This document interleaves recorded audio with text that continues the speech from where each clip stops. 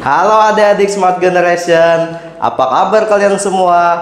Berjumpa kembali di video pembelajaran Primagama. Perkenalkan, nama kakak Basuki Rahmat, instruktur Smart PGSD.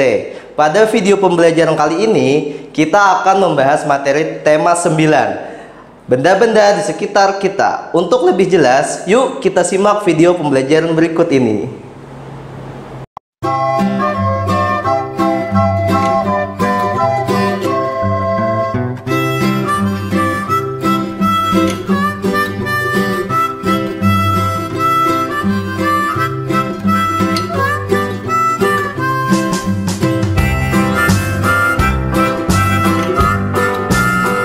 Assalamualaikum warahmatullahi wabarakatuh.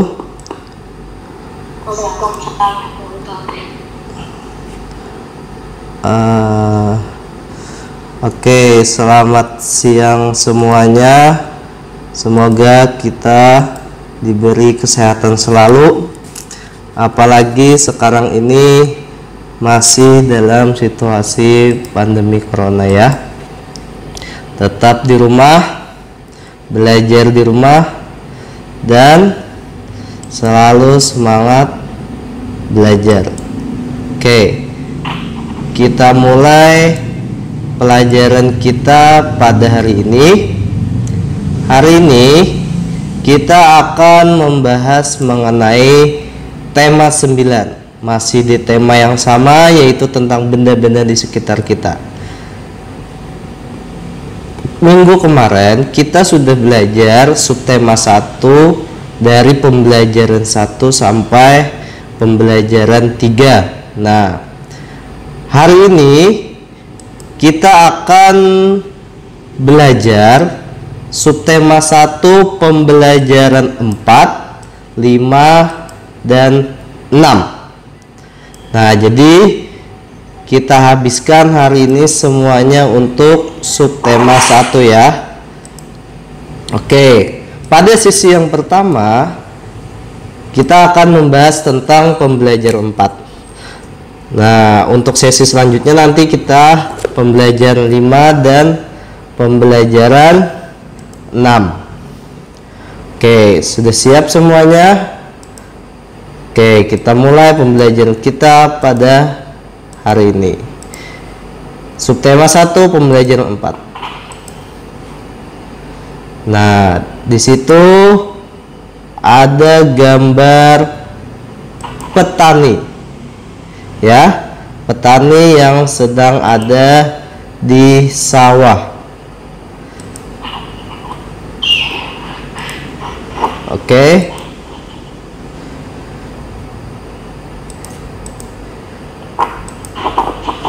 Hari ini Ibu Ani mengajak Siti dan teman-teman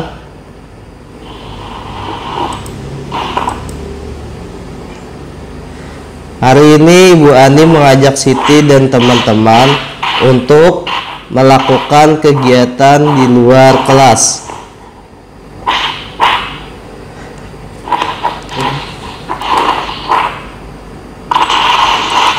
Tunggu dulu ya.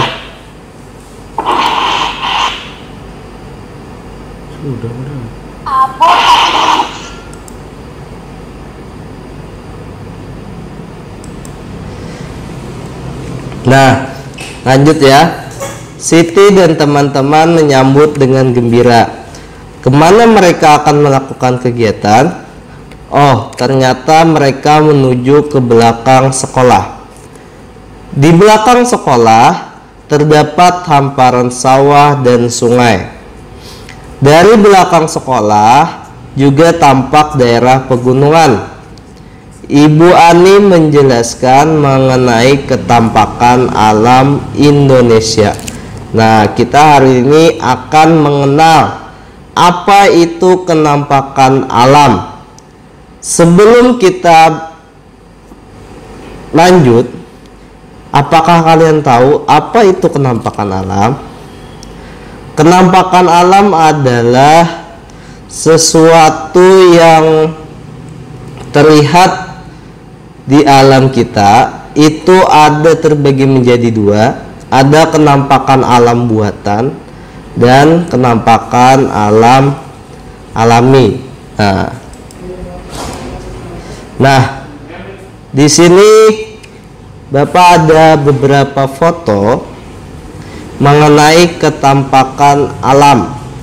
Yang pertama itu dapat kalian lihat.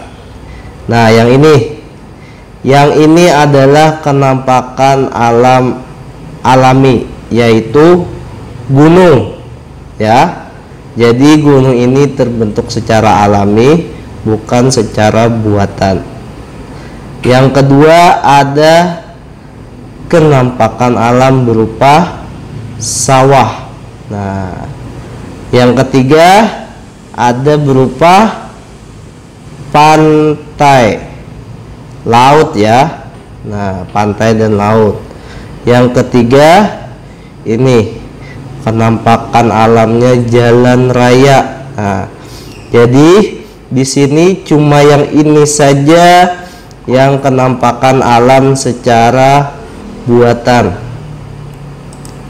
Sisanya yang lain itu adalah kenampakan alam alami. Oke. Ketampakan alam disebut juga dengan istilah bentang alam.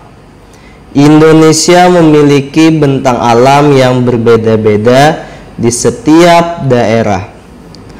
Ada daerah dataran tinggi dan ada daerah dataran rendah. Nah, misalnya di dataran tinggi itu seperti daerah pegunungan, seperti gambar yang pertama ini, ya. Ada juga penduduk yang tinggal di daerah pantai. Nah, di daerah pantai biasanya daerah tempat tinggal itu sangat mempengaruhi kegiatan ekonomi masyarakat yang ada di sekitar daerah tempat tinggalnya. Misalnya kita lihat contoh di gambar 1, itu daerahnya dataran tinggi atau pegunungan. Nah, di sana pasti sangat berbeda dengan pekerjaan dengan masyarakat yang tinggal di wilayah dataran rendah maupun pantai, ya. Biasanya di dataran tinggi atau pegunungan itu masyarakatnya bekerja sebagai petani. Biasanya petaninya bukan petani padi, tetapi petani seperti petani teh, ya, petani kopi. Nah, biasanya terdapat di daerah pegunungan. Kalau di dataran rendah itu pekerjaannya seperti petani sawah, petani padi, ya. Nah, sama juga kalau di dataran rendah itu banyak bekerja sebagai pegawai kantoran. Nah, contoh dataran rendah yaitu perkotaan, ya.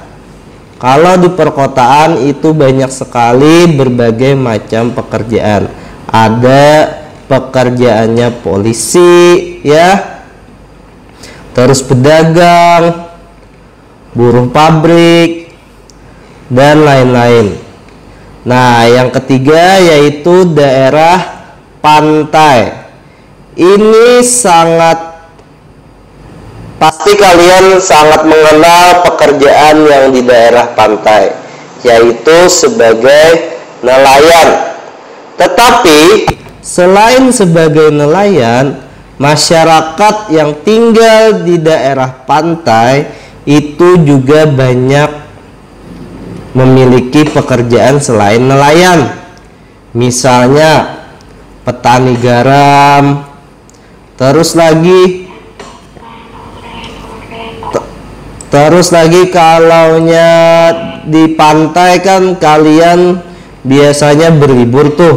Nah, di sana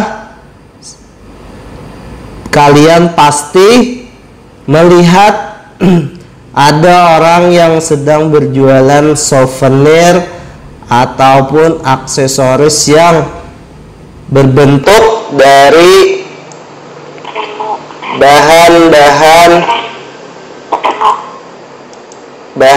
yang dari laut. Nah, jadi pekerjaan mereka selain sebagai nelayan, petani garam, dan juga pariwisata.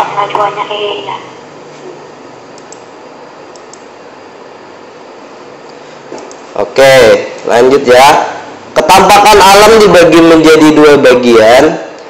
Ada ketampakan alam wilayah daratan dan ketampakan alam wilayah perairan. Selain 4 gambar yang ada di layar kalian, ketampakan alam yang daratan kita bisa lihat itu seperti pegunungan, sawah, terus lagi jalan raya, jembatan, dan lain-lain. Kalau daerah wilayah perairan, ketampakan alamnya itu berupa laut, terus lagi sungai, danau, selat, nah, dan lain sebagainya. Oke, lanjut.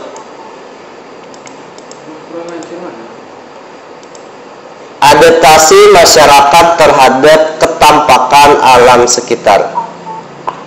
Permukaan bumi tidak rata. Permukaan bumi yang ada yang tinggi, ada juga yang rendah.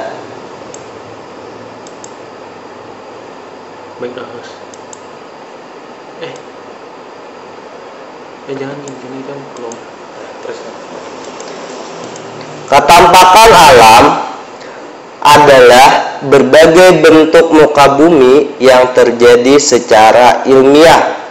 Nah, biasanya ketampakan alam itu terbentuk secara ilmiah, secara alamiah. Ketampakan alam terdiri atas 2 bagian pokok, yaitu ketampakan alam berupa perairan dan ketampakan alam yang berupa daratan. Daratan adalah tempat kita berpijak.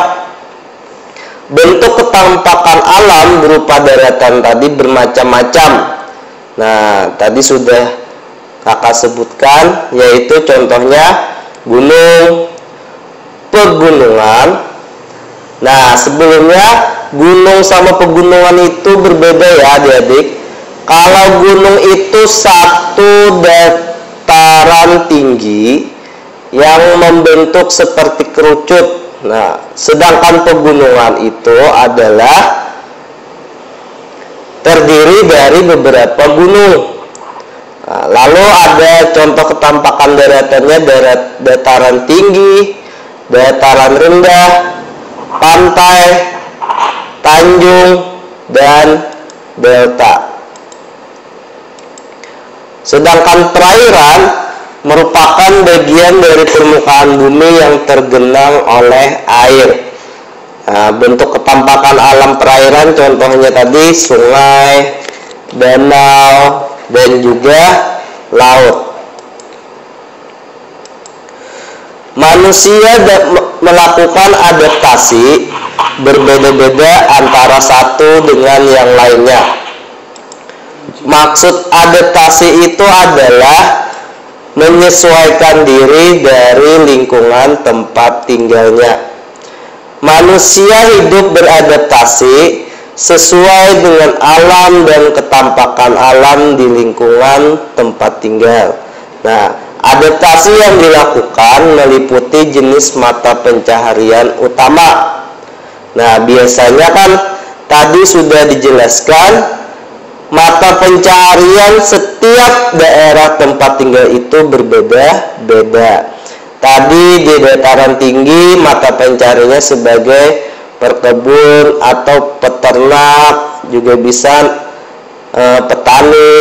petani teh, petani kopi. Nah, kalau perkebunan daerah dataran tinggi itu seperti apel ya. Nah, sedangkan makanannya pun juga berbeda. Setiap orang yang berbeda tempat tinggal, pasti makanannya juga berbeda. Kita ambil contoh di daerah dataran tinggi, anggaplah di pegunungan. Masyarakat yang tinggal di pegunungan pasti makanannya banyak sayur mayurnya dan buah-buahannya, iya enggak? Tetapi berbeda sama halnya masyarakat yang tinggal di daerah pantai. Nah, mereka banyak mengkonsumsi ikan air laut ya. Kalau orang yang berada di daerah pegunungan sangat sulit mencari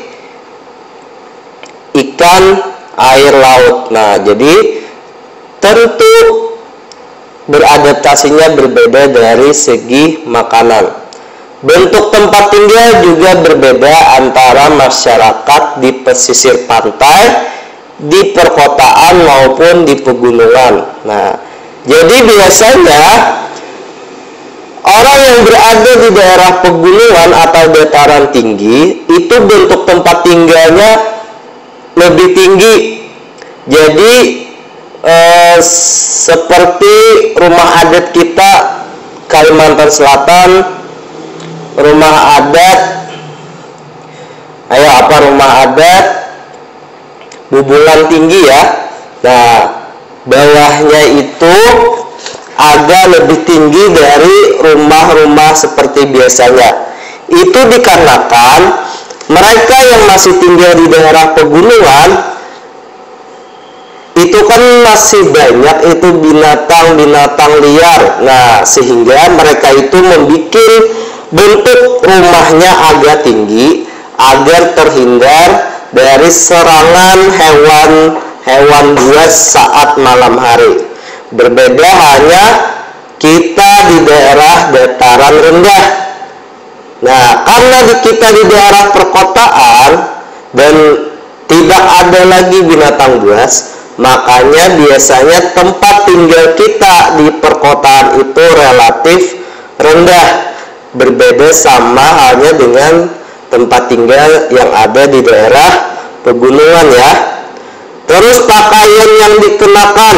Nah, pakaian dikenakan itu sangat nampak berbeda antara masyarakat yang tinggal di daerah pegunungan dan tinggal di daerah pantai. Kalau di daerah pantai, nah kalau kalian sering berlibur ke pantai pasti banyak melihat orang yang tinggal di daerah pantai itu biasanya pakaian mereka itu relatif tipis-tipis. Karena apa? Karena di daerah pantai itu kan cuacanya panas. Nah, supaya badannya tidak terlalu berkeringat, makanya mereka memakai pakaian yang tipis. Berbeda hanya dengan daerah pegunungan. Kalau di daerah pegunungan itu kan cuacanya atau suhu udaranya sudah dingin. Nah, mereka relatif memakai bahan pakaian yang tebal. Nah, di situ perbedaan adaptasi dari segi pakaian yang dikenakan masyarakat pegunungan dan masyarakat daerah pantai. Peralatan rumah tangga, nah juga berbeda. Biasanya kalau di daerah pantai, kita ambil contoh misalnya mereka itu banyak menggunakan dari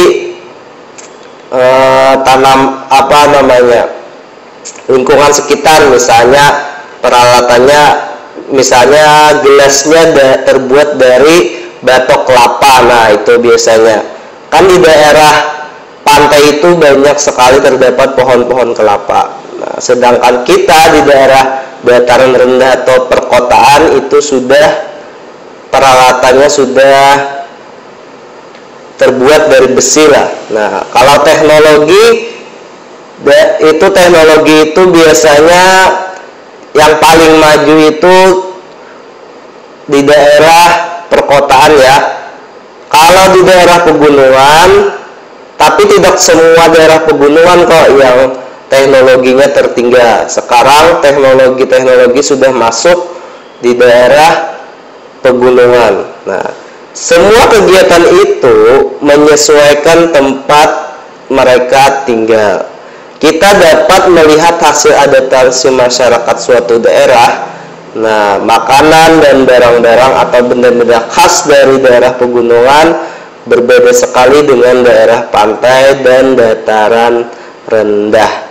Nah, jadi tadi sudah kakak jelaskan bagaimana adaptasi masyarakat terhadap ketampakan alam sekitar. Nah, jadi kakak ulang kembali, ketampakan tadi ada dua, berupa perairan dan berupa daratan ya. Nah, setiap ketampakan itu mereka memiliki atau harus beradaptasi dengan lingkungan agar bisa menjalani kehidupan sehari-hari. Nah, oke, lanjut. Nah, di situ ada gambar air ya. Dari bacaan di atas tadi dapat kita simpulkan bahwa benda-benda atau barang-barang di setiap daerah berbeda. Tidak hanya itu, air laut juga pasti berbeda dengan air pegunungan ya. Dapatkah kamu membedakan air laut dengan air pegunungan? Nah, itu sangat mudah. Biasanya kalau air laut itu rasanya asin, sedangkan air pegunungan itu lebih ke air tawar ya. Nah, bicara-bicara tentang air, kakak ingat ini dengan sebuah iklan. Nah, iklan depot air isi ulang Aqua ada diproses secara higienis melalui 3 tahapan. Proses makrofiltrasi, 5 tahap proses mikrofiltrasi, sterilisasi ultraviolet, dan ozonisasi bersih dan higienis. Nah, iklan. Nah, ada dua, satu iklannya lagi. Menerima pemasangan depot air isi ulang mineral. Nah, dapatkah kalian membedakan kedua iklan di atas?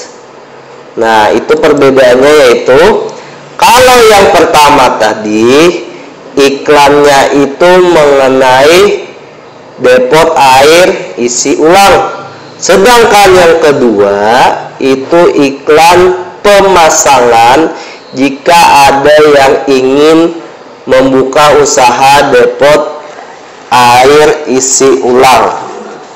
Nah, sebelumnya masih ingatkah kalian apa itu iklan? Iklan pasti sebuah konsep yang tidak asing lagi bagi masyarakat ya. Nah, ada berbagai ciri-ciri bahasa iklan yang membuat iklan begitu berbeda jika dibandingkan dengan penggunaan bahasa untuk kepentingan lain. Nah, dari segi bahasanya aja kalian sudah dapat membedakan kedua iklan yang di depan ini. Nah, iklan satu itu bahasanya pasti lebih menarik dibandingkan dengan iklan kedua. Karena apa? Karena mereka di iklan satu itu membicarakan kelebihan yang mereka miliki. Nah, dengan adanya kalimat yang menarik, kalimat informatif sehingga pembaca iklan tersebut lebih menarik kepada iklan yang pertama ya dibandingkan iklan yang kedua.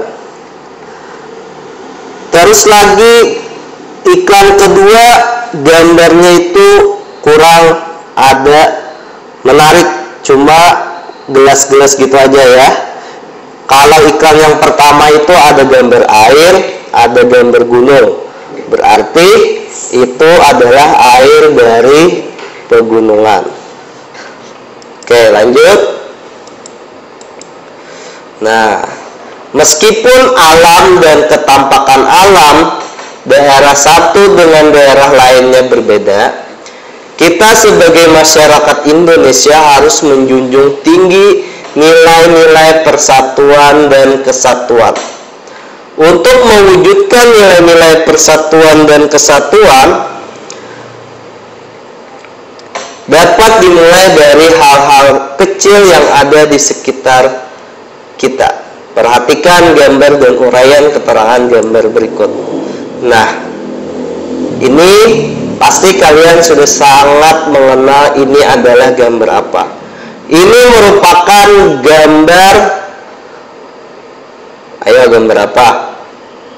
Gambar orang yang gotong royong ya. Nah, pasti kalian kangen dengan gambar seperti di atas ya. Sudah hampir kalian itu 1 bulan libur berada di rumah. Nah, kalian pasti kangen masa-masa di mana guru itu menyuruh kalian agar gotong royong membersihkan halaman, membersihkan kelas ya. Nah, tapi kalian bisa memulai kegiatan seperti gambar itu di rumah bersama keluarga dan anggota keluarga yang lain di rumah ya. Itu demi kesehatan kalian, agar rumah kalian tetap bersih, terhindar dari virus atau bakteri yang membahayakan ya. Karena hidup bersih itu mencerminkan kesehatan seseorang. Oke, lanjut. Ibu Ani mengajak Siti dan teman-temannya membersihkan parit kecil di samping sekolah. Ibu Ani meminta anak-anak membersihkan sampah yang menghalangi aliran air. Ibu Ani juga meminta anak-anak mencabut rumput-rumput ilalang di sepanjang parit. Siti dan teman-teman senang melakukan kegiatan itu. Mereka rukun dan bekerja sama demi lingkungan sekolah bersih yang nyaman. Nah, hal yang kecil ini itu dapat mewujudkan nilai-nilai persatuan dan kesatuan kita. Tapi kadang Bapak yakin kalian kalau disuruh guru seperti ini pasti ya udah deh, banyak mengeluh. Tapi di saat kalian seperti ini pasti kalian kangen hal-hal kecil seperti gambar di atas ya. Hidup rukun sangat menyenangkan. Hidup rukun harus terjalin, baik di lingkungan keluarga, sekolah, maupun masyarakat. Siti bekerja sama dengan teman-teman seperti pada gambar di atas yang mencerminkan hidup rukun. Selain yang dicontohkan pada gambar, hidup rukun misalnya bisa dengan membantu orang yang membutuhkan atau sedang susah. Dengan hidup rukun, kita turut memperkuat persatuan dan kesatuan Indonesia. Nah, kalian pasti sering melihat contoh atau berita-berita di televisi saat ini. Banyak orang-orang yang membutuhkan atau sedang susah dalam hal kondisi ya enggak. Kalian pasti banyak melihat seperti artis-artis atau orang yang berkecukupan itu membantu orang-orang yang tidak mampu dalam hal seperti memberikan sembako Bacanya, Pak. ataupun uang, ya. Nah, Uang, jadi bacanya kita harus hidup rukun agar Coba baca di memperkuat chat. persatuan dan Yang buku kesatuan. besar dari Noni. Karena hidup rukun itu sangat menyenangkan. Mendengar Ustaz. Nah, jadi kesimpulan kita pada kali ini adalah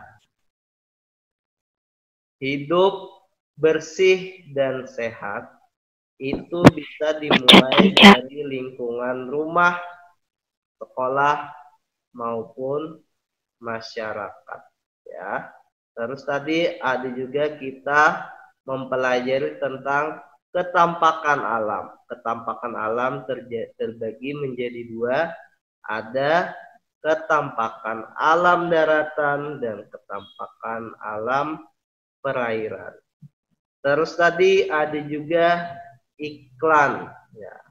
Nah, di tema 9 ini kita lebih banyak belajar tentang iklan. Oke, hanya itu saja yang kakak dapat sampaikan pada pembelajaran kali ini. Stay at home, tetap di rumah, belajar di rumah, semangat di rumah, terus belajar. Jangan lupa setelah ini kita jeda sekitar 5 menit. Setelah itu kembali lagi ke channel kita, ya. Salah hilap mohon maaf. Wassalamualaikum warahmatullahi wabarakatuh. Oke, sekian pembelajaran kita pada kali ini. Nantikan video pembelajaran berikutnya di channel berikut ini. Jangan lupa like, comment, and subscribe, dan nyalakan loncengnya. Sampai jumpa.